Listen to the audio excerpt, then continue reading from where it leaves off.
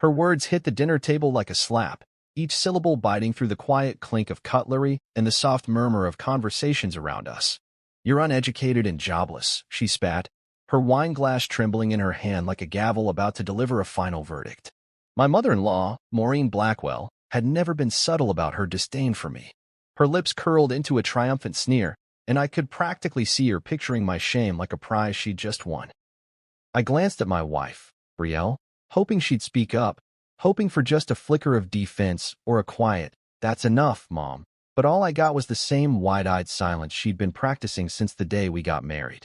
"Living off my daughter," Maureen went on, her voice rising as if she wanted the whole dining room, hell, the whole neighborhood, to hear. I looked at her, at the carefully arranged pearls around her neck, the way she clutched that wine glass like it was a weapon. I didn't flinch. Instead, I felt a smile creeping across my face. A small, knowing one that came from the kind of secret that makes you feel like a king even in the middle of someone else's kingdom. The secret that the $10 million business I'd built from scratch was quietly humming along in the background, more powerful than any of her cruel words. She had no idea, not a single clue. She never asked what I did, never bothered to understand the man who married her daughter. To her, I was a burden, a leech, a loser in a cheap suit. I watched the room like I was watching a stage play. Brielle's eyes were cast down, cheeks flushed. She wouldn't look at me, wouldn't look at her mother either. The weight of her silence pressed harder than the accusation itself. My chest tightened for a second, but I didn't let it show. Maureen took a final sip of her wine, set the glass down with a sharp click, and pointed at me like I was some kind of stain she'd found on her tablecloth. "Get out," she shouted, her voice trembling with anger and maybe a little fear. She expected me to yell back, to argue, to prove her right about who I was. But instead, I did something she never expected. I slowly stood up, smoothing out the sleeves of my shirt, letting the fabric settle neatly on my shoulders. I felt every eye on me, like I was some kind of exhibit in a zoo. But I didn't shrink. I didn't even glance at Brielle. "Okay," I said. Just that. Calm, measured, like I was leaving a meeting that had gone on too long. I picked up my keys from the table and gave Maureen a final, polite nod that probably confused her more than any comeback would have. She wanted a fight. I gave her a goodbye. I walked past Brielle, and for a split second, I paused, hoping for some spark of defiance in her eyes, some sign she'd stand up and say something. But there was nothing. Just a hollow stare that made me wonder how many times she'd let this happen before. The night air hit my face like freedom as I walked out the front door, each step echoing on the driveway like a drumbeat of my own resolve. I didn't rush. I wasn't running. I was done. 3 hours later, I sat at the airport lounge with a one-way ticket in hand. Kauai. My sanctuary. My other home. I bought it years ago with my own money, money I'd made, not money I'd married into. As the flight attendants called boarding, I leaned back in my seat and let the hum of departure announcements wash over me. No more polite dinners. No more silent betrayals. No more performing for people who wouldn't clap even if I danced on their table. On the plane, I watched the city shrink beneath me, its lights like dying embers, the glow fading as we rose higher. I didn't feel a single regret. My phone buzzed with notifications I ignored. Calls from Brielle's sister, messages from her father, but not from Brielle herself. I turned the phone off and let the quiet settle in. Somewhere over the ocean, I closed my eyes and thought about the years I'd spent proving myself to people who'd never cared to ask who I was. I remembered the late nights building a business no one bothered to learn about. The hours I spent teaching myself code and marketing strategy on borrowed Wi-Fi and library books. The first time I'd realized my one contract had turned into 5, then 20, then 100. Maureen's words had been the same for years. Get a real job. Be a real man. Stop embarrassing us. But the truth was, she never wanted a son-in-law. She wanted a trophy. And I was done pretending to be one. As the plane's wheels lifted off the runway, I let the thoughts settle in my chest like an anchor, but not the kind that drags you down, the kind that keeps you steady in the storm. 3 months later, the calls came, one after another. Every single day. And every time, I thought back to that night at the table, to the moment I stood up, adjusted my sleeves, and said, "Okay." No fighting, no explaining, just a quiet walk to the front door. And in that moment, I knew I'd finally chosen me. High school was a haze of fluorescent lights and broken pencils, late-night shifts at the all-night diner, and a backpack that smelled like old coffee. I'd show up for morning classes with grease on my sleeves, eyes half closed, hoping no one noticed I'd barely slept. College was a dream that never quite found its place in my reality. Tuition fees were a number that stared at me from glossy brochures, mocking me for daring to think I could afford them. Instead, I worked. Anything that paid. I scrubbed floors, washed dishes, and stacked boxes in backrooms that smelled like sweat and disappointment. But every night, when the world was quiet, I'd sit at a borrowed laptop, chasing tutorials and trial subscriptions, determined to find the edge I'd never had in a classroom. The first time I stumbled on digital marketing, it was through a free trial for an online course I couldn't afford. I devoured it like a starving man. Click-through rates, conversion funnels, sales copy. It all felt like a secret language that no one had thought to teach me. I learned from YouTube playlists at 2 a.m., my eyes burning with the strain, but my heart beating faster with every piece that clicked into place. I'd pause videos, take frantic notes in a cracked notebook, and run cheap ad campaigns that flopped more often than they flew. But I didn't stop. I couldn't afford to. One client came from a local bakery whose website was stuck in 2009. I offered to revamp it for free, just for the portfolio. They agreed, probably out of pity more than anything else, but by the time I was done, their sales had doubled. Word spread like butter on warm bread. One client turned into 3, and 3 turned into 30. The living room of my one-bedroom apartment became my headquarters. Sticky notes on the wall, coffee rings on every surface, my laptop perched on a pile of cookbooks because I couldn't afford a proper desk. I'd work 12-hour days in that space, the TV always off, the curtains closed to keep distractions away. Every dollar I made went back into the business. I learned to scale. I learned to sell. I learned to outsource the stuff I couldn't do myself. By the time I hit 30, I was making in a month what my in-laws bragged about in a year. I remember the day Brielle's mother came over unannounced. She looked around at my cluttered apartment, my empire in disguise, and sniffed like she'd stepped in something foul. "When will you get a proper job?" she asked, eyes darting to the stacks of books and loose papers on the floor. I just smiled and shrugged, letting her think what she wanted. It was easier that way. Easier to let them believe I was a nobody than to fight for a seat at their table. I thought silence would buy me peace, that if I kept my success hidden, they'd leave me alone. But silence doesn't buy peace. It buys their permission to keep disrespecting you. I learned that the hard way. Every family dinner was a test. A snide remark here. A passive-aggressive comment there. Jobless, they'd whisper, like it was a curse. And Brielle, sweet, quiet Brielle, she'd just sit there, eyes fixed on her plate, hoping the storm would pass. I'd look at her and wonder if she even saw me at all, the real me. The man who was paying the rent and the groceries and half the time, her car payment. The man who was quietly building a business that could have changed all of their lives if they'd let it. But I never corrected them. I let their ignorance wash over me like rain on a windshield. And the more I stayed silent, the louder their voices got. I kept thinking, maybe they'd see me differently if they knew. But something inside me refused to hand them my story. They didn't deserve it. They didn't ask. They didn't care. So I stayed quiet and let them define me as they liked. A burden, a leech, the uneducated high school dropout who got lucky marrying their golden girl. Let them think what they wanted. Let them believe the lie they'd built. Because one day, I knew the truth would stand on its own, tall and unshakable. And when that day came, I'd be the one holding the mic. They wouldn't even get a chance to clap. The day I landed my first six-figure contract, I was sitting in that same living room, the window open to let the evening breeze in. I stared at the number on the screen, $120,000, and for a moment, I felt like I could breathe. Like all those nights of studying and hustling had been worth it. I'd built this. With no degree, no trust fund, no fancy business school connections. Just grit. Just hours no one saw and sacrifices no one would ever appreciate. I wanted to shout it from the rooftops, but instead, I called Brielle. She answered on the third ring, her voice tired.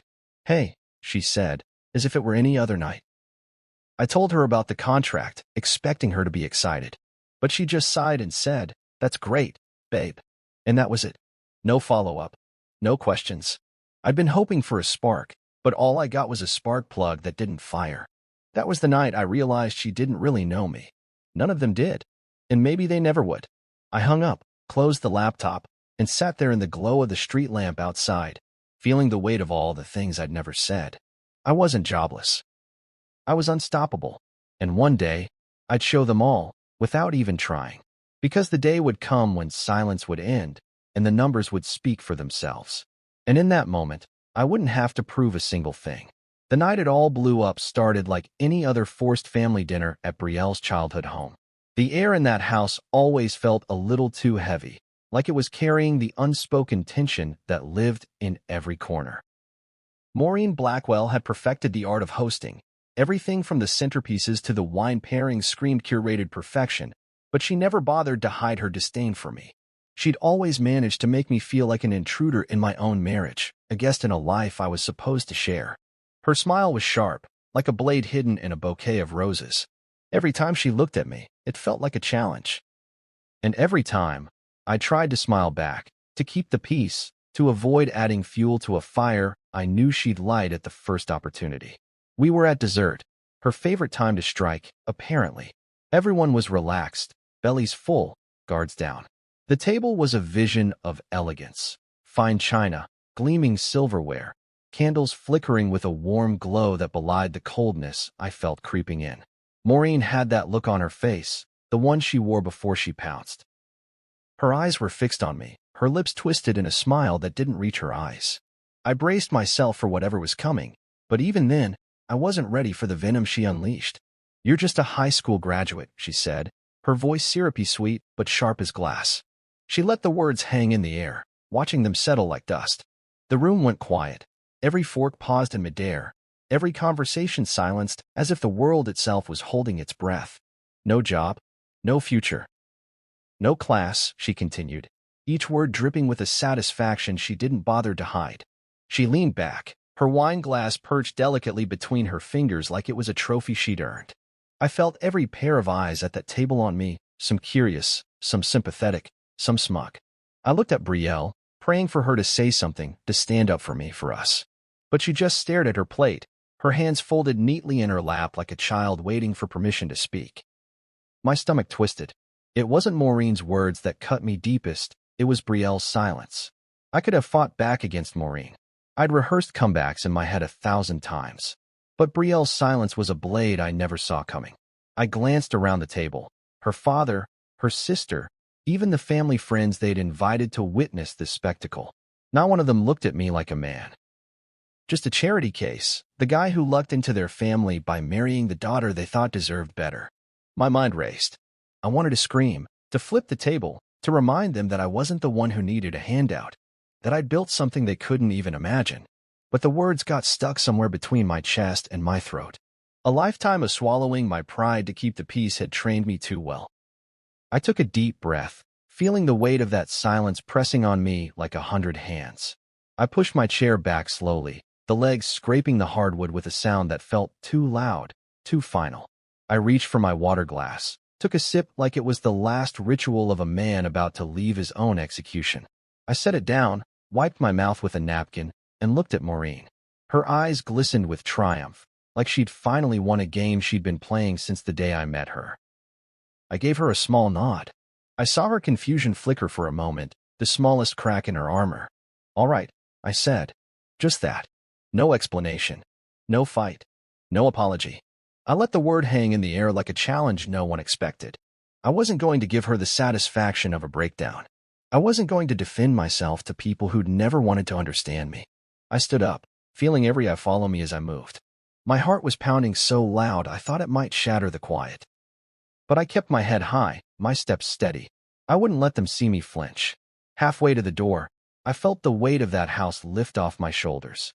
Every photograph on the walls, every candle flickering on the table, every polite smile that masked disdain. It all felt like a prison I'd finally found the key to. I didn't pause to look back. I didn't need to. I knew what I'd find. Maureen smirking in victory, Brielle's head bowed in defeat, and a table full of people who'd never once asked me who I really was. I stepped out into the night, the cool air hitting my face like a baptism. I felt lighter than I had in years. For the first time, I wasn't pretending. I wasn't trying to belong at a table that had never wanted me there. I walked down the driveway, my breath coming easier with every step. My phone buzzed in my pocket, a call from Brielle I knew I wouldn't answer. Not tonight.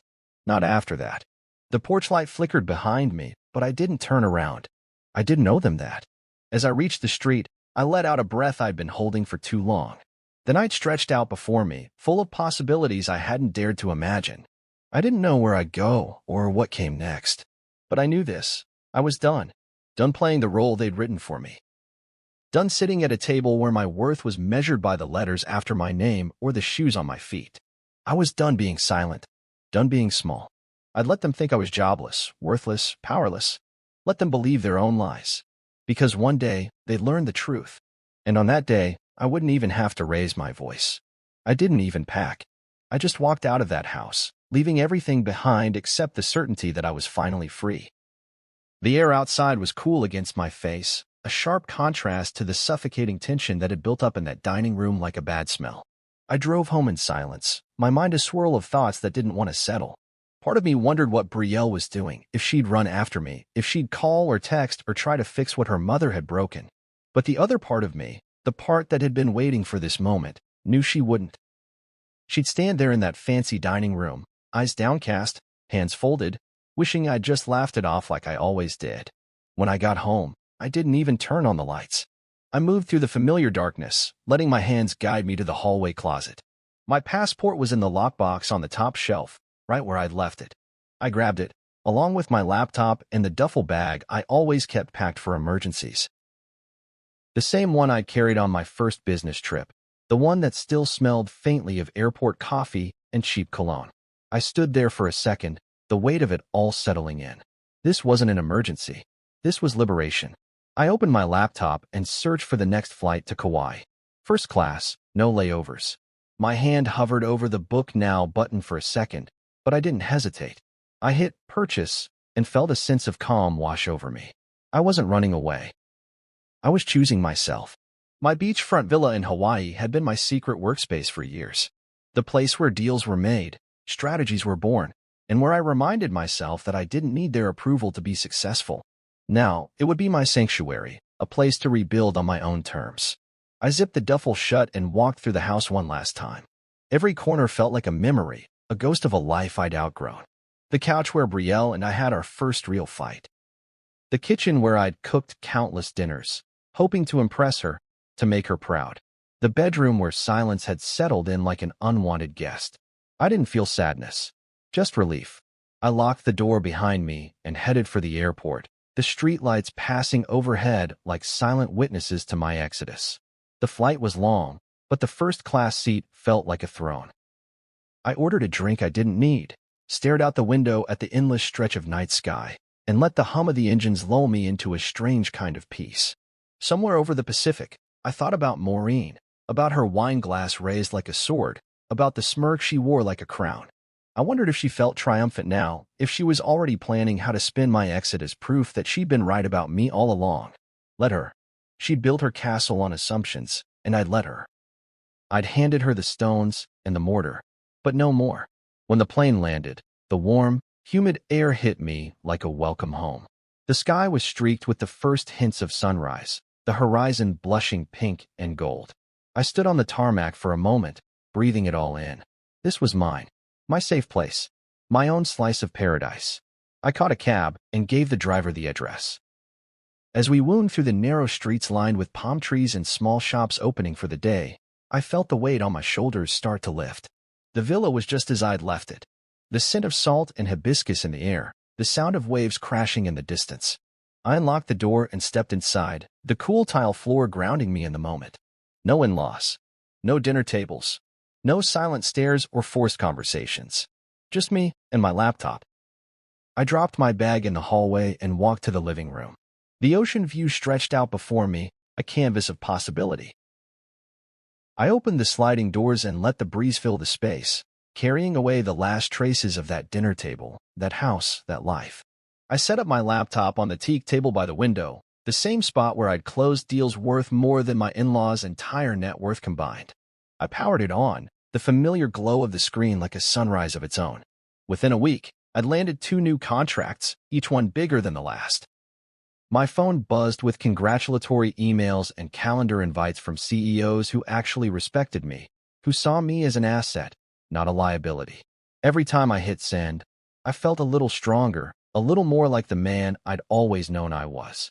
Within a month, my name was on a major tech blog, the headline a quiet vindication of every hour I'd poured into this business. They called me a disruptor, a success story, a leader. Words Maureen would never understand.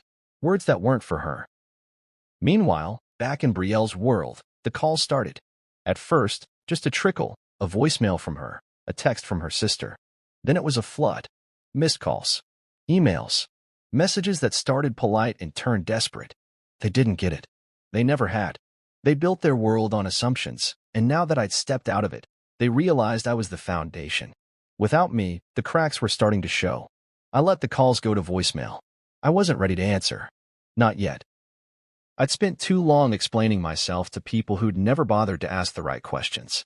Now, I was busy asking myself better ones. Who am I when I'm not performing? What do I want from the people I love? What does respect really mean? And what am I willing to do to protect it? Those were the questions I sat with on the lanai, watching the sun dip below the horizon, the waves turning gold in the fading light. Every day, the villa felt more like home. Every day, the silence felt more like music. And every day, I found new ways to build the life I wanted, one that didn't depend on their approval. I thought I was running away, but I was really running towards something real, something mine. And for the first time in a long time, I wasn't afraid of where that might lead. The first voicemail came on a Tuesday morning. I'd been sitting on the villa's lanai, laptop open, the ocean stretching out before me like a promise. The sound of the waves had become my new soundtrack, a quiet reminder that I was finally where I belonged, far away from the chaos I'd left behind. But the moment the screen lit up with her name, Brielle, I felt that old familiar pang in my chest. I pressed play, her voice trembling through the speaker. "Babe, I didn't know she was going to say all that." "I was caught off guard," she said, her words stumbling over each other like they were racing to convince me. I could almost see her standing in our old kitchen, phone pressed to her ear, eyes red, makeup smudged from crying. I let the voicemail end without replying. My thumb hovered over the call button, but I couldn't do it. Not yet. I scrolled through the other messages piling up, some from her, some from her sister, even one from her father. Each one a different flavor of guilt and blame. Her sister's voice was sharper, accusing. "You're punishing her because of our mom?" she asked, her tone biting. Like I'd walked away from a fight I was supposed to lose. Like I'd given up on a family that had given up on me long before that dinner table. Then came the text from Maureen herself. "We didn't mean it like that." A lie so transparent it made me laugh out loud. She'd meant every word. She'd meant for me to feel small, to remember my place, to understand that no matter what I did, I'd never be good enough. And I'd let her for too long, but not anymore. The messages kept coming, but I ignored them all. I poured myself another cup of coffee, the steam rising like a prayer I didn't know I needed, and leaned back in my chair. I watched the sun climb higher over the ocean, felt its warmth on my face. Every time my phone buzzed, I felt the tension in my chest tighten, a coil of regret and anger that threatened to unravel all the progress I'd made. But I held on. I wasn't ready to let them back in. Not yet. 3 days later, I finally answered. Brielle's name lit up my screen again. Her picture, a candid shot of her laughing in the garden, taunting me with memories of easier times. I took a breath and pressed accept. Her voice hit me like a wave. "Why are you doing this?" she asked, and I could hear the tears in her voice. "Why are you punishing me?" I closed my eyes, the salt air filling my lungs. "Because," I said slowly, choosing each word like a weapon, "you let her humiliate me, and you said nothing." There was a pause. I could hear her breathing, a sharp inhale like she was trying to gather the courage to fight back. "But you didn't say anything either," she finally said, her voice small, as if she already knew it wasn't enough. I shook my head, even though she couldn't see it. I was tired of trying to prove myself to people who already decided I was nothing, I said, my voice steady. The words tasted like freedom on my tongue, the truth I'd been too afraid to say for too long. Silence stretched between us, a gulf that felt wider than the ocean separating us. I imagined her standing there, phone pressed to her cheek, mascara running, lips trembling. I'd always been the one to fix things. The one to bend, to compromise, to smooth things over. But I couldn't do that anymore. I wouldn't. Not for her. Not for anyone. "I'm not coming back," I said finally, the words solid and unyielding. "Not until you understand what it cost me to stay silent all those years." she cried then, the sound breaking through the phone like glass shattering on a marble floor. But I didn't cry. I just listened. The ocean behind me, a steady heartbeat that reminded me why I'd come here in the first place. I never wanted this, she whispered. I never wanted you to leave. I leaned back, my chair creaking under me, and let the sun warm my face. But you let them push me out, I said, my voice softer now. You stood by and watched. She said nothing after that, just the sound of her breathing, the soft hum of defeat. I let the silence fill the space between us. It felt like the most honest conversation we'd ever had. No more pretending. No more polite lies to keep the peace. Just the raw truth, exposed like a wound that had finally been allowed to bleed. When the call ended, I sat there for a long time, the weight of the conversation settling into my bones. I thought about all the times I'd stayed quiet, all the times I'd smiled through their insults, all the times I'd let them believe their lies about me.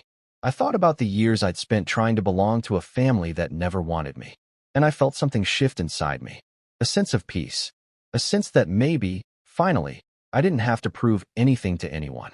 I turned my phone off and set it on the table, the screen dark and silent.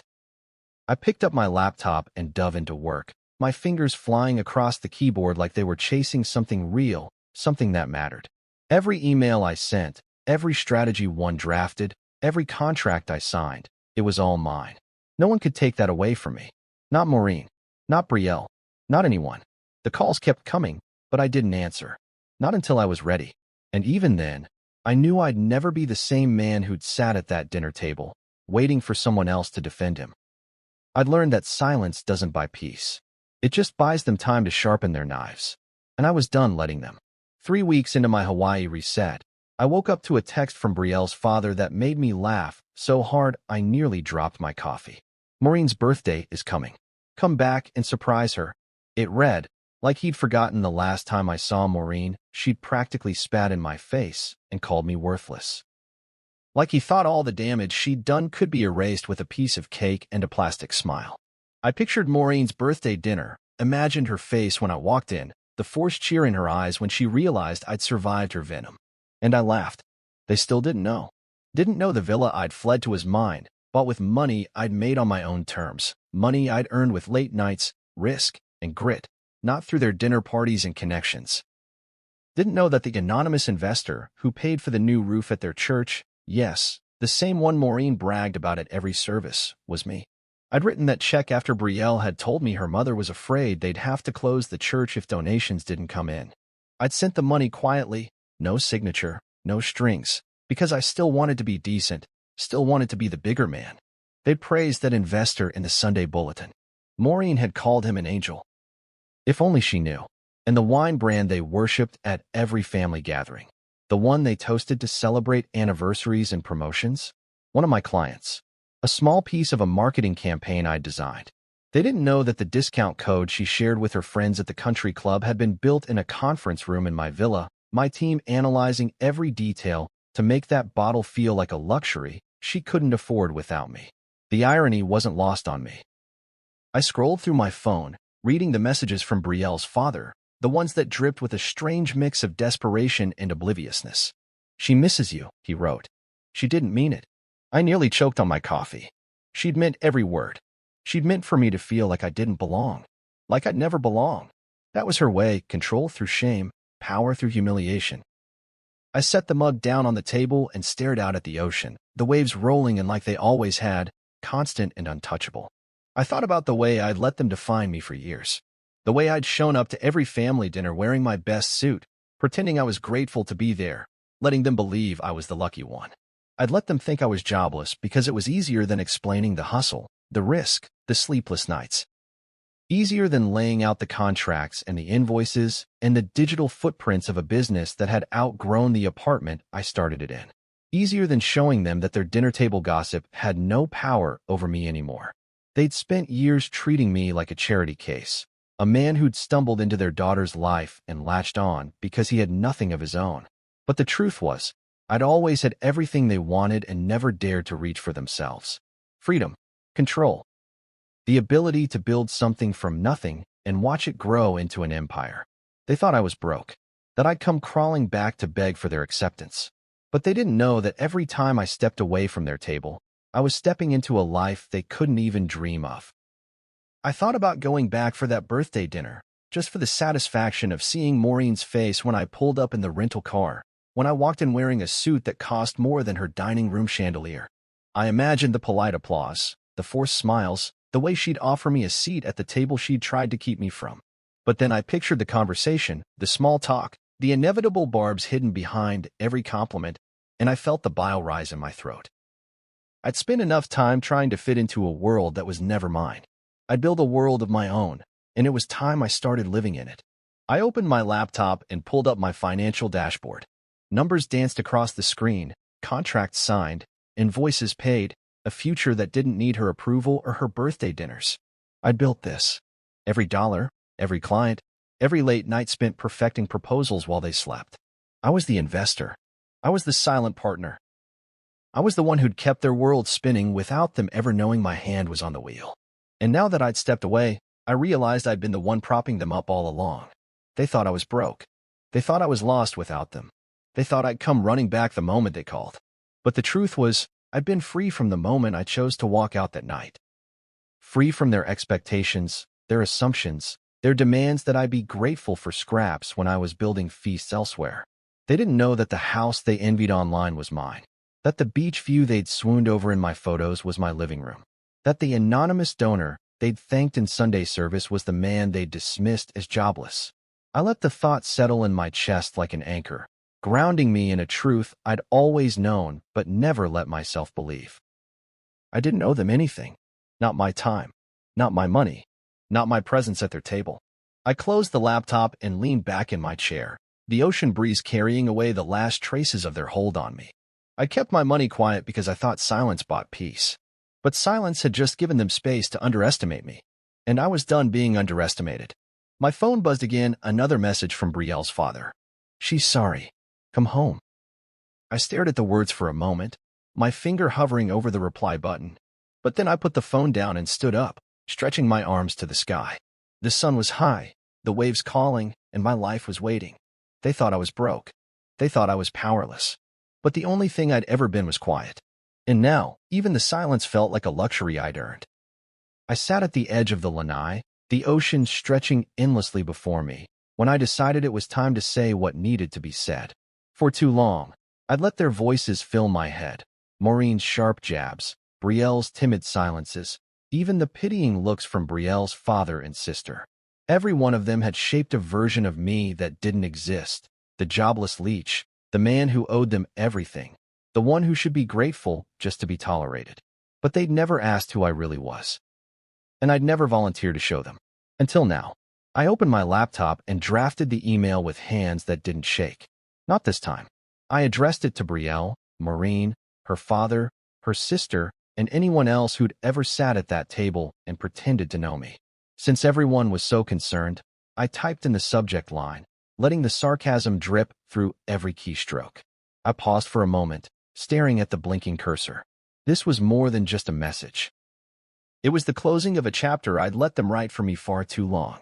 I attached the Forbes feature, the one that called me a rising star in the digital marketing world, the one that put a face to the empire I'd built quietly while they thought I was playing video games in the basement.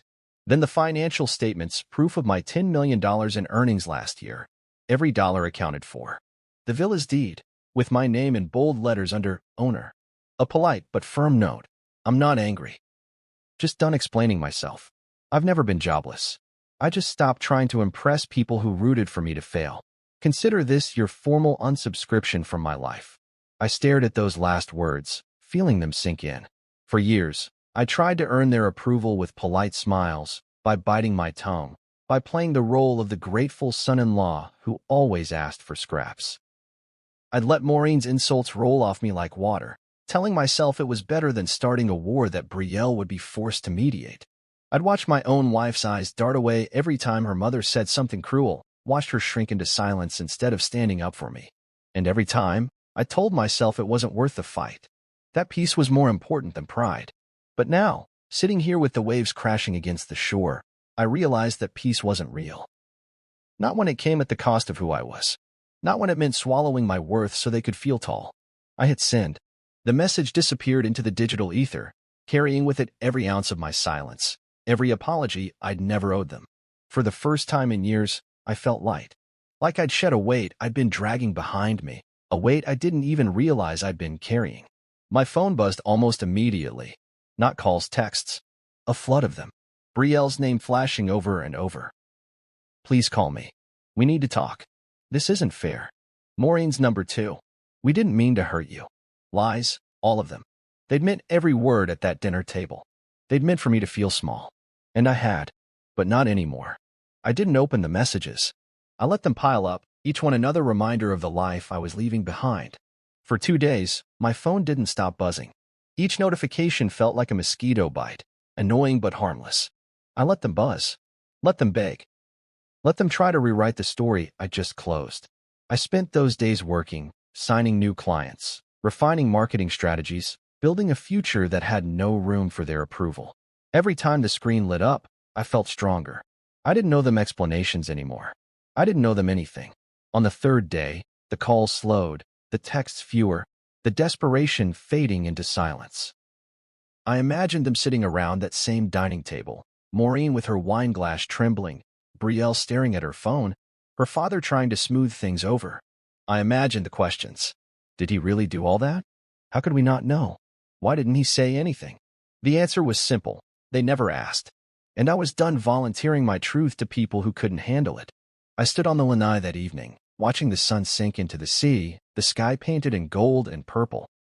I thought about every time I'd sat at that table, every time I'd smiled through their barbs, every time I'd let them believe I was less than what I was. I thought about the nights I'd spent working when they thought I was wasting time, the sacrifices I'd made to build something they'd never understand. And I felt proud, not in a boastful way, but in the quiet, steady way that comes from knowing you've finally claimed your own story. The waves rolled in, steady and unyielding, like my own resolve. I thought about Brielle, about the way she'd stood there, silent, letting her mother's words bruise my heart. Maybe she'd never known how to fight for me. Maybe she'd never wanted to. Maybe she was just as trapped in Maureen's world as I'd been. But I couldn't rescue her from that anymore. I couldn't be the man who stayed silent, so she wouldn't have to pick sides. I'd pick mine, and it wasn't at that table. I took a deep breath and turned back inside. My laptop sat open on the table, the screen still glowing with contracts and opportunities. My future, my work, my name on every dotted line. I smiled, feeling the truth settle in my bones. I was never jobless. I was never powerless. I'd just been too quiet. And now that I'd found my voice, I wasn't going to lose it again. Brielle showed up on a humid Thursday afternoon. I saw her from the lanai, her figure small against the ocean backdrop, the kind of image that might have been romantic once but now felt like a question mark I'd already answered. She stood on the sand, a linen dress clinging to her knees, mascara smudged beneath her eyes like war paint. I watched her stand there, uncertain, shifting her weight from foot to foot as though the ground might suddenly open up and swallow her. Part of me wondered if she'd expected a hero's welcome, or if she'd even thought that far ahead. But I didn't move. I stayed in my chair. Laptop open beside me, coffee cooling in its cup. She didn't knock or call out. She just looked up at me, her eyes wide and searching, and I saw the woman I'd married, the one I'd loved enough to endure every family dinner, every snide comment, every moment of silence when her mother's words hit like a slap. She finally climbed the steps to the villa, barefoot and trembling. Her hands were balled into fists, and I wondered what she'd rehearsed on the flight over, what apologies she'd prepared. But when she opened her mouth, the first thing she said wasn't an apology. It was a question. "You didn't give me a chance," she said, her voice breaking. The wind carried her words across the lanai, and I felt them settle in my chest like a stone. I didn't move. I let her stand there, let her eyes dart from me to the table, to the ocean, to anything but my face. Because she knew. She knew she'd stood there and said nothing. She knew her silence had been as loud as her mother's insults. "You stood there," I replied, my voice low even, in silence. I didn't need to raise it. I didn't need to yell. The truth was enough. It hung between us, undeniable and unyielding. She shook her head, a tear sliding down her cheek, leaving a trail of mascara in its wake. "I didn't want to cause a scene," she said, like that explained everything. Like that made it okay that I'd been humiliated while she kept her seat at the table. Like her discomfort was more important than my dignity. I looked at her, really looked at her, and saw the fear in her eyes. Not fear of me, but fear of what she'd lost. Fear that I'd built something stronger than the silence she'd relied on. But I was the scene, Brielle, I said, my voice cracking just enough to let her hear the exhaustion beneath it. I was the man you were supposed to stand beside, and you couldn't even find the words to say, "That's enough." She opened her mouth to argue, but the words died before they could form. She sank into the chair across from me, her shoulders slumped, her head bowed. For a long time, we just sat there, the ocean roaring behind us like a witness that didn't care who was right or wrong. She started talking small things, apologies wrapped in explanations. I was scared, she said. She's always been like that. I didn't want to make it worse. She tried to make me understand, tried to make her silence seem like a kindness, a survival tactic. But every word felt like an excuse. I listened, because that's who I'd always been, the listener, the peacemaker, the one who made space for everyone else's pain. But this time, I didn't offer comfort. I didn't reach across the table to take her hand. I let the words come and go, like the tide, washing over me but not pulling me under. When she finished, she looked at me, eyes wet and pleading. "Can we fix this?" she asked, her voice small. "Can we go back?" I let the question hang there, let it settle between us like smoke. I thought about every time I'd sat at that dinner table, every time I'd felt her hand slip away from mine under the table, every time her eyes had darted to her mother instead of me. I thought about the years I'd spent proving myself to people who'd never asked who I really was. And I realized I couldn't go back. Not to that man, not to that silence, not to that table. I shook my head, slow and deliberate. "I don't know," I said, because that was the truth. I didn't know if she could be the woman I needed, the one who'd stand by me instead of shrinking into the background. I didn't know if I could be the man who'd forgive her silence every time her mother opened her mouth. What I did know was that peace had finally found me here. In this villa, with the ocean as my soundtrack, with my business thriving and my heart finally steady. I wasn't sure I'd give that up again. She wiped her eyes with the back of her hand and looked out at the horizon, as if the answers might be waiting out there with the sun. "I love you," she said, and the words felt too small, too late. I believed her, but I didn't know if that was enough anymore. I didn't know if love could fix the cracks that had been forming for years, the ones that had finally split open that night at her mother's table. We sat in silence, the waves crashing in the background, the air thick with everything we weren't saying. And for the first time, I didn't rush to fill the silence. I let it breathe. I let it speak. Because I learned that sometimes silence was the loudest thing in the world. And sometimes, it was the only thing left. When the sun dipped below the water, painting the sky in streaks of gold and purple, she stood. She didn't ask for a hug, didn't reach for my hand. She just stood there, looking at me with eyes that were too tired for tears. "I'll go," she said, her voice barely a whisper. I nodded, not because I wanted her to leave, but because I knew she needed to. She turned and walked down the steps, her bare feet leaving prints in the sand that the tide would soon erase. I watched her go, my chest tight, but my mind clear. This was peace, I realized. Not the kind that came from pretending everything was okay, but the kind that came from letting go of what never was. And I wasn't sure I'd give that up again. Not for her. Not for anyone. I was on the lanai with a fresh cup of coffee and my laptop open when I saw the figure coming up the walkway. My heart didn't jump or race. It was just a dull thud, like a reminder of a story that refused to close. Maureen. Even from a distance, I could see the careful lines of her makeup, the crisp white blouse that probably cost as much as a month's rent in my old neighborhood. She was holding a gift basket, artificial smiles woven into plastic wrap, the kind of apology that tried to buy forgiveness. I didn't move from my chair. I'd built this seat, this view, this life. She was the one who had to cross the threshold now. She paused at the steps, her eyes darting around like she expected someone else to come out, like Brielle might still save her from this confrontation. But no one came. It was just us and the ocean. She cleared her throat, gripping the basket like a shield. "I was wrong," she said, her voice trembling in a way that almost sounded genuine. Almost. I let her words hang there, the sea breeze carrying them away. I didn't say a word. I wanted her to feel the silence, the same silence she'd let fester between me and her daughter for years. The silence that had rotted the roots of a marriage she'd never really respected. She shifted, her fingers picking at the plastic wrap. I didn't know, she stammered, her eyes finally meeting mine.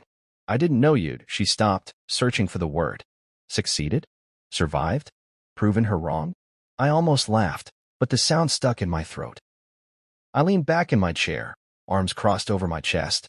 No, I said, my voice steady. You didn't want to know. Her eyes flinched like I'd slapped her. I watched the realization bloom across her face, the understanding that maybe she'd never really seen me at all. She tried again. Can we talk inside? She asked, glancing nervously over her shoulder, as if afraid someone might see her here, on my porch, admitting she'd been wrong. I shook my head. We'll talk right here, I said, nodding at the wicker chair across from me. The ocean was my witness. I wanted it to see this, wanted it to hold me steady if her words tried to unseat me. She hesitated, then sat, setting the basket on the table like a peace offering. I didn't touch it. I was wrong, she repeated, her hands wringing in her lap. I was angry that night. I said things I shouldn't have. I tilted my head, studying her. No, I said again, slow and deliberate. You said exactly what you meant. You just didn't expect me to leave. Her lips parted, but no words came out. She blinked, eyes glistening, but I didn't feel sorry for her. I'd carried too many of her tears already, soaked up too many of her backhanded apologies. Not this time. She reached for the basket like it might give her courage. I thought she started, but I cut her off. You thought I'd stay quiet, I said, my voice rising just enough to carry over the waves. You thought I'd keep showing up to those dinners, keep taking your insults with a smile. You thought I'd keep playing the part you wrote for me. I leaned forward, elbows on my knees, staring straight into her eyes. You never thought I'd stand up and walk away. She flinched, her fingers tightening on the handle. I didn't know, she whispered, her voice cracking. I didn't know you'd built all of this.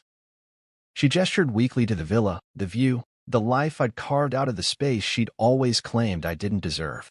I didn't know you had it in you. I laughed then, a sharp, humorless sound that made her jump. Of course you didn't, I said. You never asked. You never cared.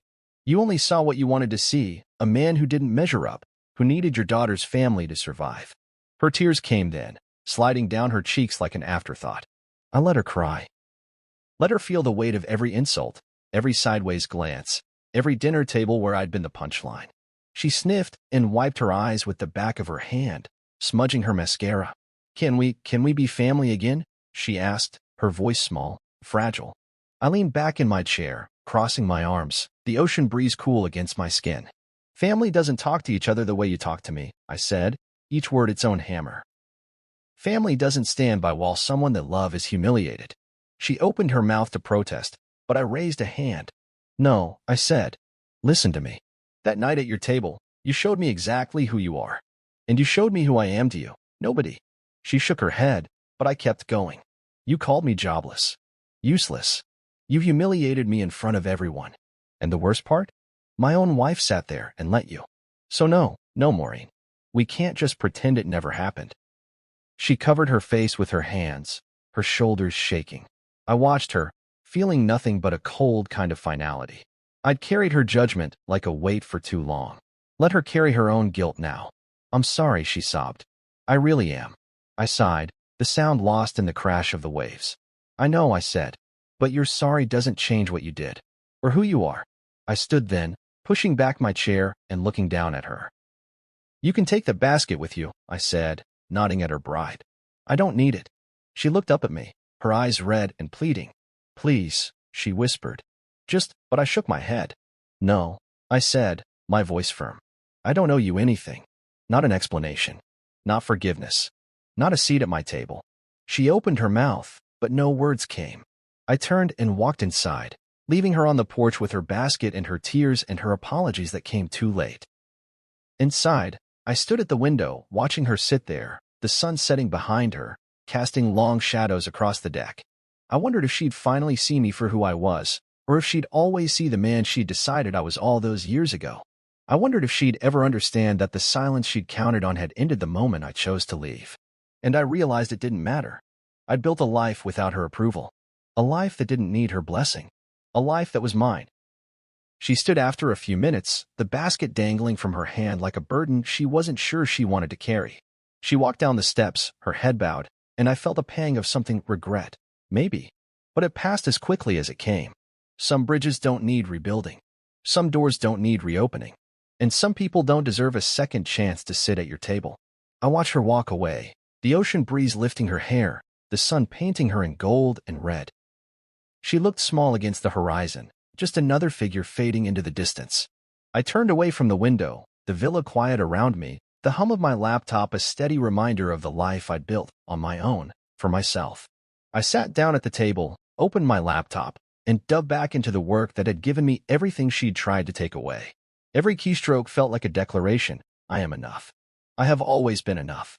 I didn't hear from her again that night. No calls, no texts, no emails begging for forgiveness. And I didn't expect to. Some people can't face the truth.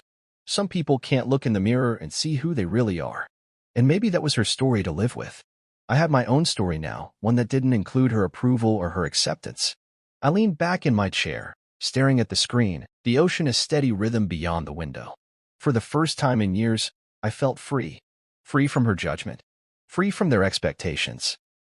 Free from the need to explain myself to people who never really saw me. I'd spent too long trying to earn a place at a table that had no seat for me.